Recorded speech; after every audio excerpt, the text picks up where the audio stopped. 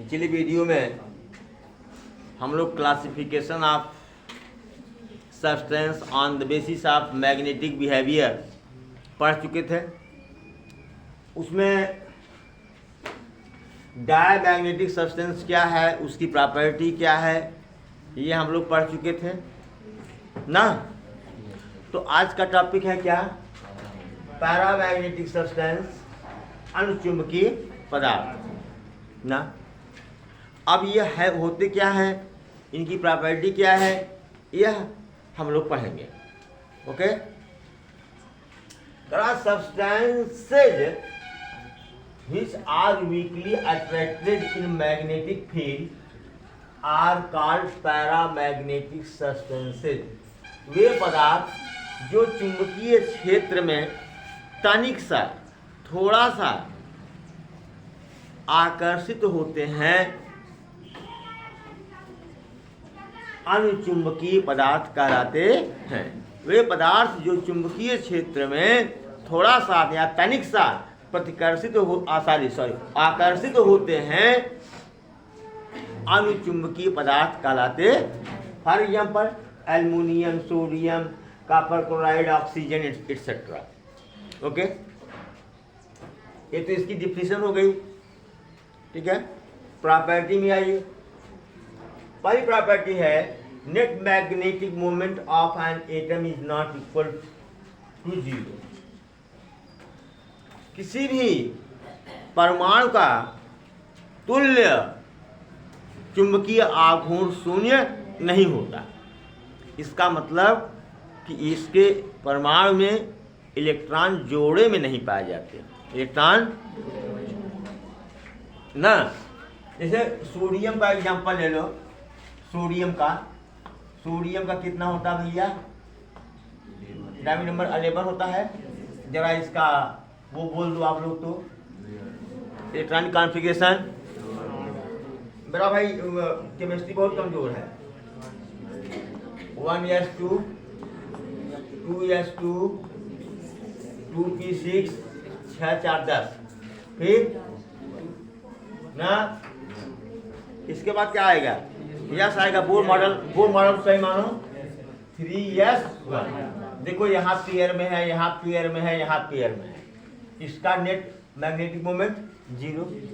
कहीं clockwise move कर रहा है, कहीं एंटी क्लॉकवाइज मूव कर रहा है ना। दोनों के मैग्नेटिक मोमेंट का डायरेक्शन क्या होगा, अपोजिट होगा। जीरो हो गया, यहाँ भी जीरो, यहाँ 2 3 6 जीरो। लेकिन इसका जीरो नहीं होगा, इसका जीरो नहीं होगा ना। क्यों कि 3s में कितने इलेक्ट्रॉन्स हैं, एक इलेक्ट्रॉन है। तो एक ही इलेक्ट्रॉन स्पिन करेगा ना। बोलो भाई, एक ही इलेक्ट्रॉन स्पिन करेगा। अगर इलेक्ट्रॉन ऐसे स्पिन कर रहा है, धारा कैसे बहेगी, कैसे बहेगी, ऐसे। हाँ, और मैग्नेटिक मूवमेंट का डायरेक्शन लेना हो तो धारा की दिशा में अपने दाएं हाथ की चारों उंगलियों को मोड़ा यूं बाहर क्यों हुआ। तो मैग्नेटिक डाइपोल कहाँ हुआ, दिख रहा है वीडियो जी, ये हुआ। हाँ यार, पीछे की वीडियो शायद कुछ गलती कर गए थे। क्या है, क्या इधर ये तीर है वो नॉर्थ पोल होता है, क्या ये साउथ। अंदर साउथ से नॉर्थ होता है, बाहर नॉर्थ से साउथ। तो ये शायद यहाँ हम साउथ से नॉर्थ कर दिए थे। अगर भाई छोटी सी बात है, बात तो बहुत बड़ी है ना, लेकिन यहाँ पर आप इसको सुधार सकते हैं। अब बताओ, इसको निरस्त करने वाला और कोई है नहीं है। इसका मतलब सोडियम जो परमाणु हुआ वो किसकी भांति व्यवहार कर रहा है, एक डाइपोल की भांति व्यवहार कर रहा है ना। मैग्नेटिक डाइपोल की भांति व्यवहार कर रहा है कि नहीं, बता दो पहले, बोलो। इसी प्रकार से कृषि में भी देखो, कहीं अनपेयर्ड इलेक्ट्रॉन आपको मिल जाएगा। जो अनपेयर्ड होगा, हाँ, उसके नाते वो एटम क्या बन जाएगा, magnetic dipole, sorry atomic dipole, sorry क्या, एटॉमिक डाइपोल। परमाणु द्विध्रुव बन गया कि नहीं। लेकिन एक समस्या है, पूरे सब्सटेंस का अगर हम ले लें, पूरे सब्सटेंस पूरे पदार्थ का ले लें, तो उसका जो तुल्य चुंबकीय आघूर्ण होगा वह 0 होगा ना, वो क्या होगा, 0 होगा। ठीक। और एक बात यह है, क्योंकि इसमें एटॉमिक डायपोल है, क्या है, एटॉमिक डायपोल है, परमाणु द्विध्रुव है, इसलिए जब आप इसमें कहाँ चुंबकीय क्षेत्र में इसको रखेंगे, ये थोड़ा सा क्या होगा, आकर्षित होगा। आगे पढ़िए, देखिए, hence they have weakly attracted in magnetic field, इसलिए वो चुंबकीय क्षेत्र में हल्का सा या तनिक सा क्या होते हैं, आकर्षित होते हैं। But net magnetic moment of substance is 0। कैसे 0 होगा बेटा, पहले ही भी हम लोग पढ़ चुके हैं। हाँ, पता चला कि एक एटॉमिक डायपोल का मुंह इधर, दूसरे का इधर, एक का इधर, दूसरे का इधर। बस समझ गया कि नहीं, एक का ऐसे, दूसरे का ऐसे। तो यहाँ पर नेट मैग्नेटिक मोमेंट क्या हो गया बेटा, लेकिन एक एटम का मैग्नेटिक मोमेंट 0 नहीं है। ध्यान में रखिए, एक परमाणु का चुंबकीय आघूर्ण 0 नहीं है, लेकिन पूरे पदार्थ का चुंबकीय आघूर्ण 0 है। क्यों? क्योंकि वो रेंडमली अरेंज्ड हैं, अनियमित रूप से अभिविन्यस्त हैं ना, इसलिए उनका नेट चुंबकीय आघूर्ण क्या होता है, 0 होता है ना। जगह नहीं ब्लैक बोर्ड पर, इतना नोट कर ले please.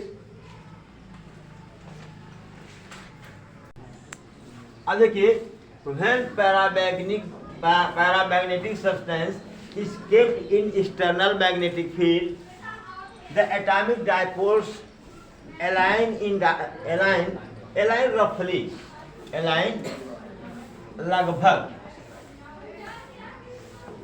roughly in direction of magnetic field, and net magnetic moment of any small volume is not equal to 0। जब किस अनचुंबकीय पदार्थ को बाह्य चुंबकीय पदार्थ में रखते हैं, तो इसके परमाणु द्विध्रुव चुंबकीय क्षेत्र की दिशा में लगभग अभिविन्यस्त हो जाते हैं, लगभग संरेखित हो जाते हैं। ठीक है, इसलिए इसके किसी भी छोटे आयतन का, इसलिए इसके किसी भी छोटे आयतन का या किसी भी आयतन का तुल्य चुंबकीय आघूर्ण 0 नहीं होता।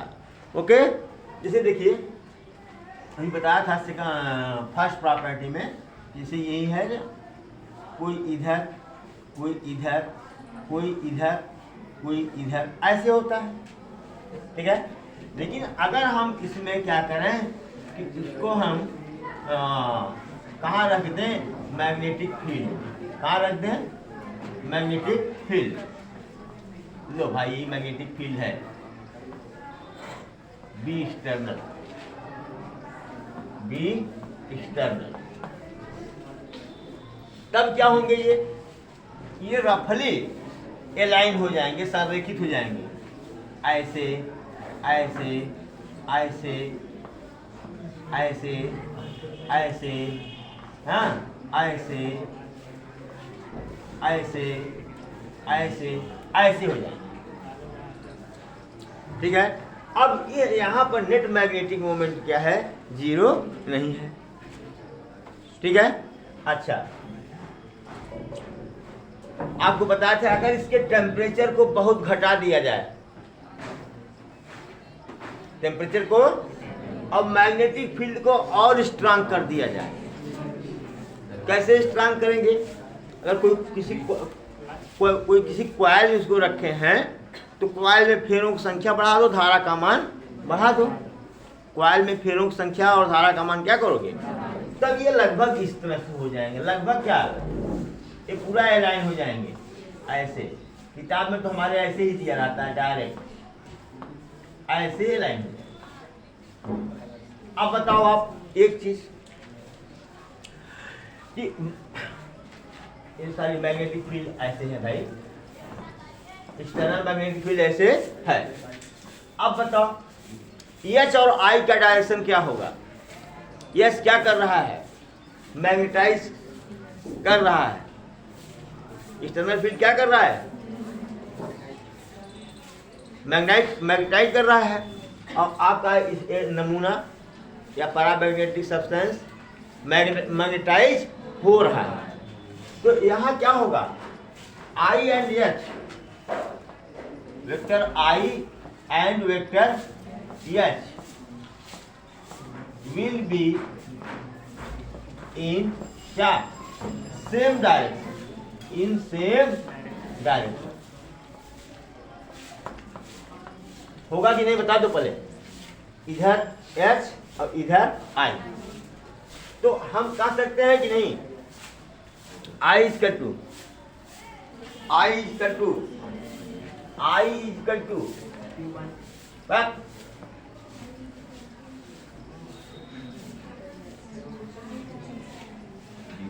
जी क्या H होगा कि नहीं? जिधर I उधर H। जी का क्या होगा बताओ? Positive negative. तो जी का will be what? Zeta will be what? Zeta will be positive and small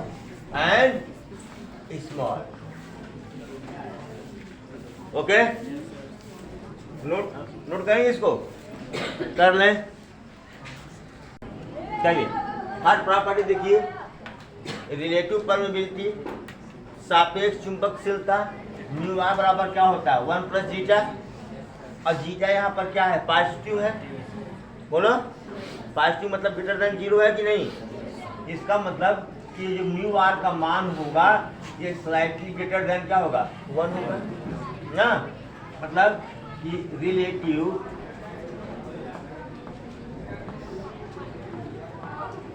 permeability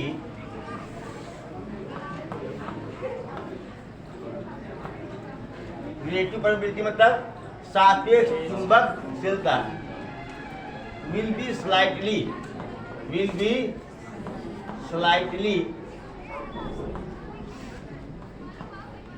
greater than 1,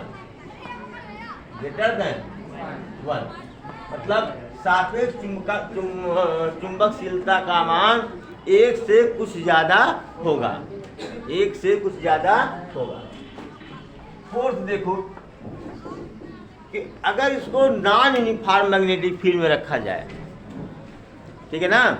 इसे एक जो आपके पैरामैग्नेटिक सब्सटेंस है, अनचुंबकीय पदार्थ हैं, ये लिक्विड स्टेट में भी होते हैं। इसमें हाँ है paramagnetic substance,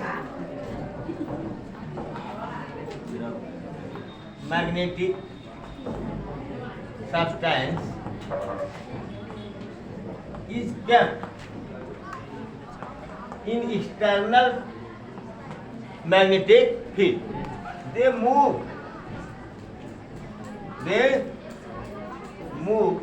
from weak magnetic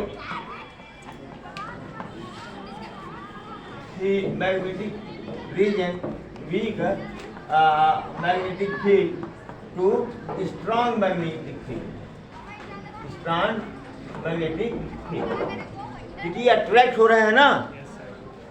जब अणचुंबकीय पदार्थ को असमान चुंबकीय क्षेत्र में रखा जाता है तो ये कमजोर चुंबकीय क्षेत्र से अधिक चुंबकीय क्षेत्र वाले क्षेत्र की तरफ क्या करते हैं?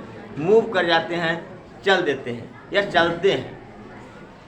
जब अणचुंबकीय पदार्थ को असमान चुंबकीय क्षेत्र में रखा जाता है ना, तो ये कमजोर चुंबकीय क्षेत्र से प्रबल चुंबकीय क्षेत्र की तरफ प्रतिस्थापित हो जाते हैं। ठीक है, नोट इट प्लीज। अच्छा बताओ, डायामैग्नेटिज्म क्या था? क्योंकि वो रिपेल हो रहे थे ना, क्या हो रहे थे? प्रतिकर्षित हो रहे थे, इसीलिए वो स्ट्रांग मैग्नेटिक फील्ड से किधर शिफ्ट हो रहे थे? वीक मैग्नेटिक फील्ड की तरफ। और ये क्या हो रहा है? अट्रैक्ट हो रहा है, इसीलिए वीक मैग्नेटिक फील्ड से कहाँ जाएगा? स्ट्रांग मैग्नेटिक फील्ड की तरफ जाएगा, ये शिफ्ट होगा। ठीक ना? हाँ, अच्छा बताओ, ये भी बताओ, डाया मैग्नेटिक के लिए जीटा का मान कितना था? पॉजिटिव की निगेटिव? निगेटिव था। अब म्यू आर का मान ग्रेटर देन 1 था कि लेस देन 1 था? ठीक ना, ये सब आना चाहिए। डाया मैग्नेटिक सब्सटेंस में एटॉमिक डाइपोल थे? हाँ? नहीं थे, एटॉमिक डाइपोल नहीं थे। लेकिन जब उसको मैग्नेटिक फील्ड में रखा जाता था तब कैसा atomic dipole? Induced atomic dipole, प्रेरित परमाणु द्विध्रुव ना। एक्चुअल में कोई उसमें एटॉमिक डाइपोल नहीं। भाई थोड़ा सा रिकैप ले लीजिए पीछे का। चलिए, 6th प्रॉपर्टी देखिए, magnetic field lines become more dense inside the paramagnetic substance.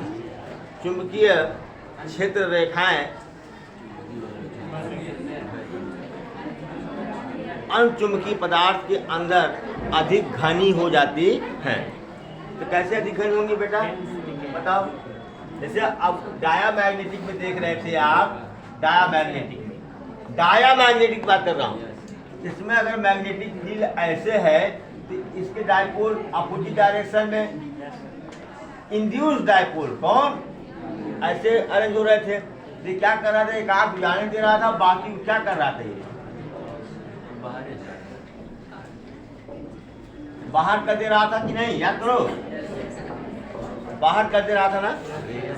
लेकिन इसमें ऐसा नहीं होगा, इसमें ऐसा नहीं होगा। क्या जानते हो, सारे मैग्नेटिक फील्ड लाइंस को अपने अंदर से जान देगा नहीं। जो आया वो आया, और जो नहीं आया तो उसको खींचेगा भी नहीं। जो आया सो आया, उस जो आया उसका स्वागत करता है, और जो नहीं आया उसका स्वागत नहीं। जो मैग्नेटिक फील्ड लाइन है, अगर आप ये चले जाओ, रास्ता दे देता है, चले जाओ। अब कोई यहाँ है,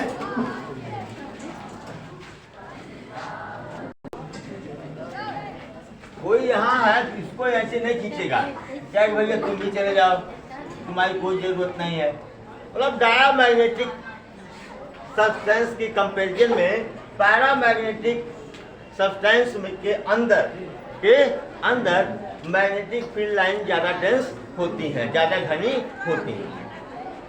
समझ में आया? और एक लास्ट प्रॉपर्टी है, पहले इसको नोट कर लें आप। लास्ट प्रॉपर्टी उसको लिखा दूँ। चलिए, 7th कह रहा है कि मैग्नेटिक ससेप्टिबिलिटी, चुंबकीय सुग्राहिता। शायद कहीं स्पेलिंग मिस्टेक हो गई हो, सुधार लीजिएगा पीछे। आप paramagnetic substance is universally proportional to the absolute temperature. कह रहा है कि अणचुंबकीय पदार्थ की चुंबकीय सुग्राहिता परम ताप के क्या होता है, व्युत क्रमानुपाती होता है। अनुक्रमानुपाती नहीं, व्युत क्रमानुपाती होता है। लेकिन परम ताप किसमें हो, केल्विन में हो। किसमें हो? हाँ, एब्सोल्यूट टेम्परेचर मतलब परम ताप। ठीक है, तो zeta is proportional to 1/T। तापमान बढ़ेगा तो जीटा घटेगा, तापमान घटेगा तो जीटा। इसी को क्या कहते हैं, क्यूरी लॉ, क्यूरी का नियम कहते हैं। इसी को क्या कहते हैं, क्यूरी का नियम। तो क्यूरी के नियम को डिटेल समझ लेते हैं।